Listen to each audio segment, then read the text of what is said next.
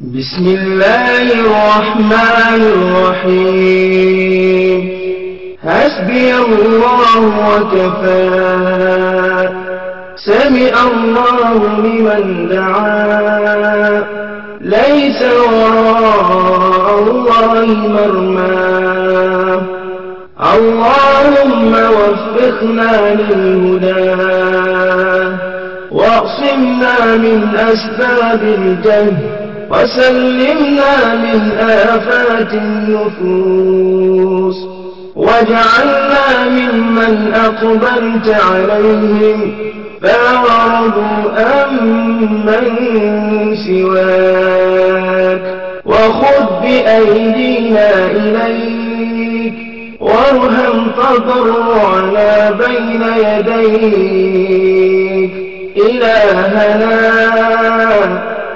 قومنا إذا وجدنا وأئنا إذا استقمنا وقل لنا ولا تكن علينا وأهلنا في الدنيا مؤمنين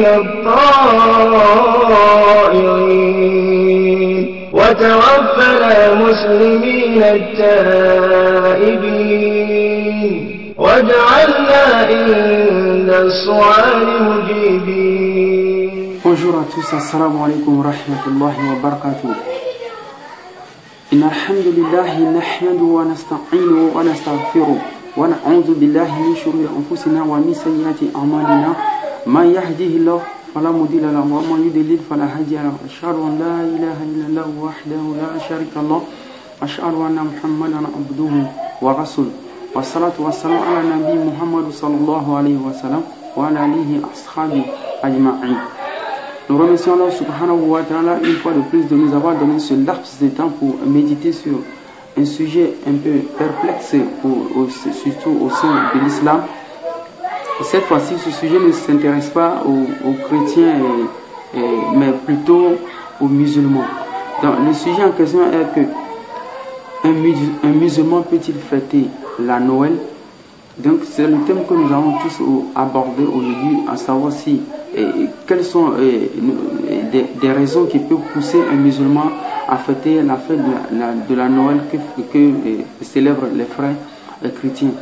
Donc, dans ce numéro, je ne sais pas de stigmatiser comment dirais-je le comportement de ces musulmans, mais je les appelle plutôt à une réflexion mieux, à savoir poser un acte en islam doit avoir au préalable une recommandation divine.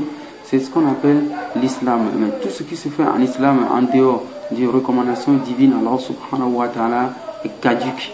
Donc nous allons évoluer un peu plus pour ce sujet. J'ai pris comme un verset biblique pour essayer d'amener ces frères musulmans qui fêtent la Noël ou qui pensent que c'est possible qu'un musulman puisse fêter la Noël. Nous allons essayer de découvrir un verset biblique à l'appui pour mettre cela comme une base de réflexion à ces frères et musulmans. Donc je me suis inspiré de Jean, de 2 Jean, là, je me suis inspiré de 2 Jean, voilà, 2 Jean 1, verset 9. Donc, dans 2 Jean, dans 2 Jean 1, verset 9 à 10, dans, comment dirais-je dirais dans la prédication de ce dernier, on ne sait pas qui est 2 Jean, 1 Jean, on ne sait pas qui, 3 Jean, on ne sait pas c'est qui, mais la plupart on a tendance à les attribuer à un certain Jean, qui n'est pas peut-être Jean-Baptiste, mais que l'autre Jean qui serait le disciple de Jésus-Christ alayhi salatu wa salam. Donc, ce Jean, il donne des conseils ici à ses frères chrétiens, et c'est pourquoi nous voulons nous imprégner un peu dans ces conseils-là.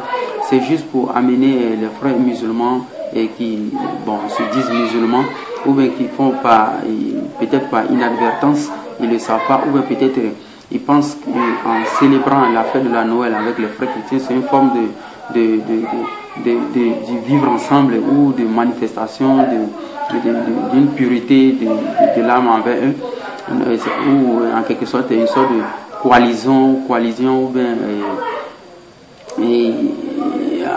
histoire de manifester notre amour. Du coup, ils peuvent fêter nous aussi la fête de la Ramadan ou Tabaski. Oui, nous aussi, à notre tour aussi, nous allons fêter aussi la Noël et puis le Saint-Sylvestre le 1er janvier. Donc, et ces musulmans pensent peut-être que c'est une forme de vivre ensemble. Or, nous allons nous référer à la Bible, à savoir si ce vivre ensemble a été prodigué comme conseil de 2 Jean aux chrétiens, notamment ici en question.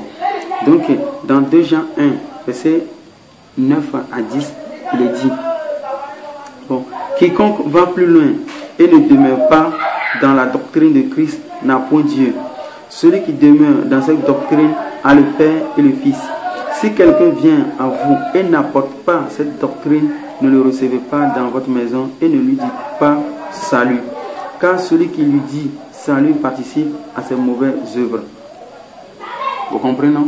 Donc dans 2 Jean 1, 9 à 10, Jean interdit formellement à tous les chrétiens de ne pas offrir une hospitalité à quiconque viendrait frapper leur porte, toutefois qui n'apporte pas la doctrine, c'est-à-dire qui n'est pas, comment dirais-je, pour la doctrine qui prêche entre guillemets le christianisme, donc de ne pas leur adresser même pas le salut. Donc dans 2 Jean 1, 9 à 10, si vous suivez ces genres de prescriptions ou de recommandations de ces évangélistes, et si vous êtes chrétien, vous verrez que non. Est-ce qu'il est normal, selon le point de vue de l'éthique et du vivre ensemble, surtout sur la définition de nos codes moraux, est-il possible qu'un être humain, que ce soit un païen ou que ce soit dans la doctrine dans laquelle vous êtes, quiconque qui n'est pas de cette doctrine n'est pas les bienvenus chez vous. Donc du coup, les chrétiens qui ont plus de, font plus de preuve de monstres de leur foi sincère, ou en quelque sorte de façon de vivre ensemble, ils définissent ça mieux. Ils verront qu'ils seront à la hauteur de l'éthique par rapport à ce dernier de 2 gens-là. Puisque aujourd'hui on trouve les chrétiens notamment qui ne suivent pas ces conseils-là, mais nulle part on ne trouve cela dans le noble Coran, où Allah subhanahu wa ta'ala nous dit quiconque n'est pas musulman de ne pas lui offrir une bonne hospitalité, ou quiconque n'est pas musulman de ne pas lui faire de bonnes œuvres. Non, c'est ce que plutôt Dieu nous impose à nous les musulmans, tellement que nous avons en islam, nous avons des droits plus supérieurs, nous avons des droits, des devoirs plutôt envers nos prochains, plus supérieurs par rapport aux leurs à nous. Donc ce qui paraît peut-être bizarre pour certains musulmans quand ils voient toutes sortes de préceptes, une panoplie de recommandations qui nous obligent à nous les musulmans à nous comporter de façon meilleure envers les non-musulmans.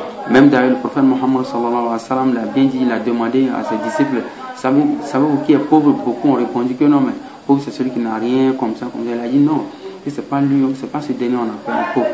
Le pauvre c'est un musulman qui a fait tout, il a prié, il a jeûné, il a tout fait dans cette vie, il a fait tout ça, il a réalisé beaucoup de choses en islam, mais qu'est-ce qu'il a fait? Il a escroqué les non-musulmans.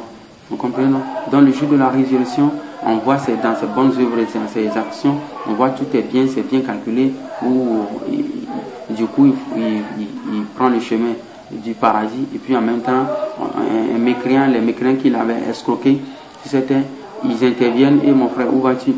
Donc en ce moment Dieu va reprendre ce dernier-là, et puis mais qu'est-ce qu'il va le faire?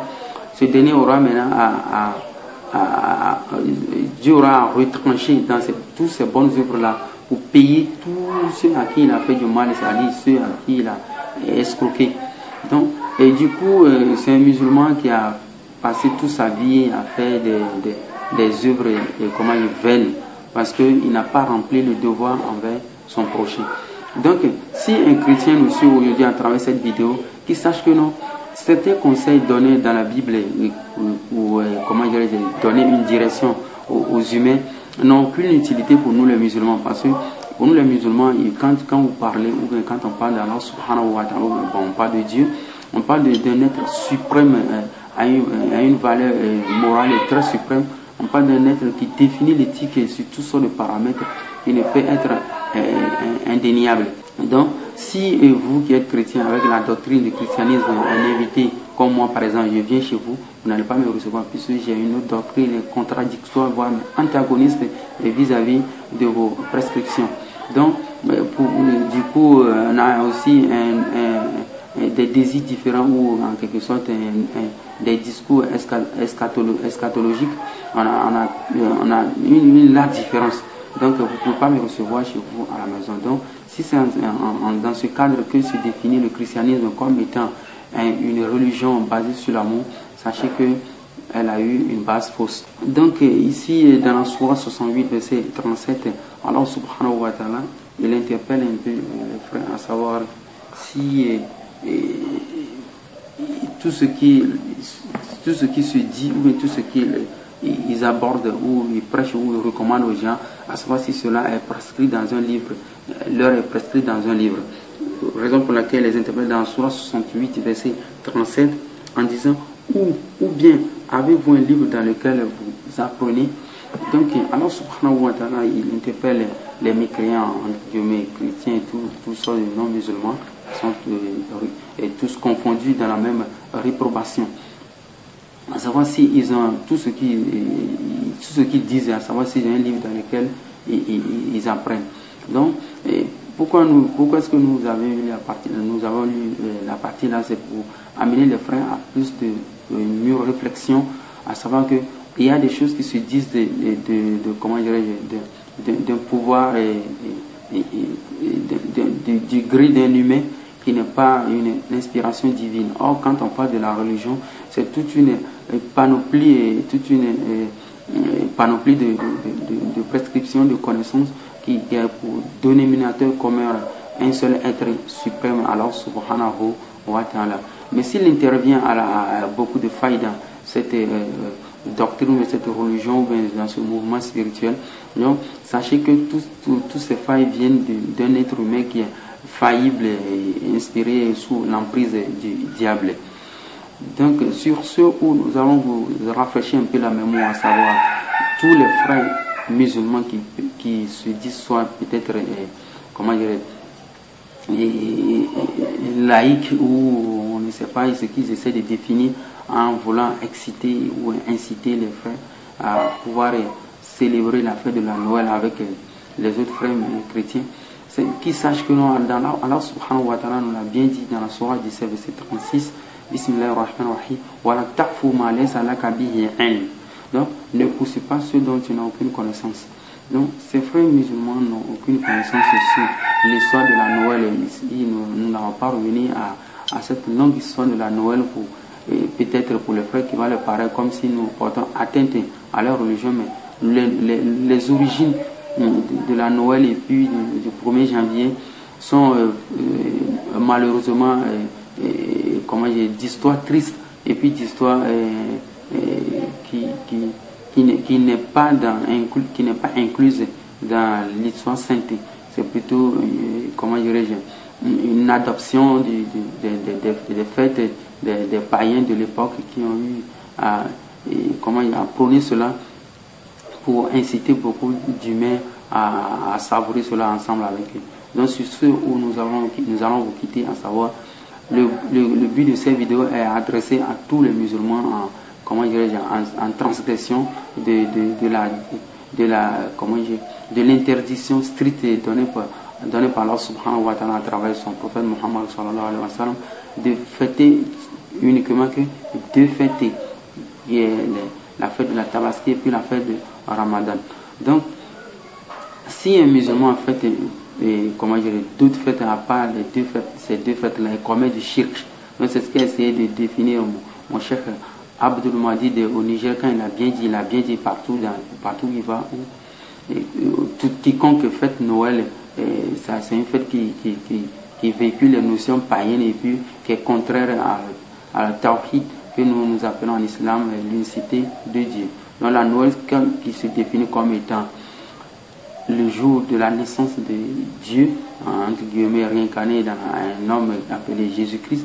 Donc, connaissant toutes ces nouvelles sur Noël, toi le musulman, tu ne peux pas que t'en écarter. Inch'Allah ta'ala, prenez ça comme un conseil et puis prenez ça comme une forme de méditation pour pouvoir faire plutôt une rétrospective dans votre vie, manifester l'islam vers son prochain. Ce n'est pas de copier les mauvaises actes qui quand même, c'est plutôt copier tout ce qu'il fait qui est comment je dirais, autorisé par vous. Alors tout ce qui est autorisé par un musulman est halal, c'est-à-dire licite. C'est ce que nous allons nous quitter. Merci d'être à l'écoute. Assalamu alaikum wa rahmatullahi wa barakatuh. أولئك لهم أجرهم عند ربهم إن الله سريع الحساب يا أيها الذين آمنوا اصبروا وصابروا ورابطوا واتقوا الله لعلكم تفلحون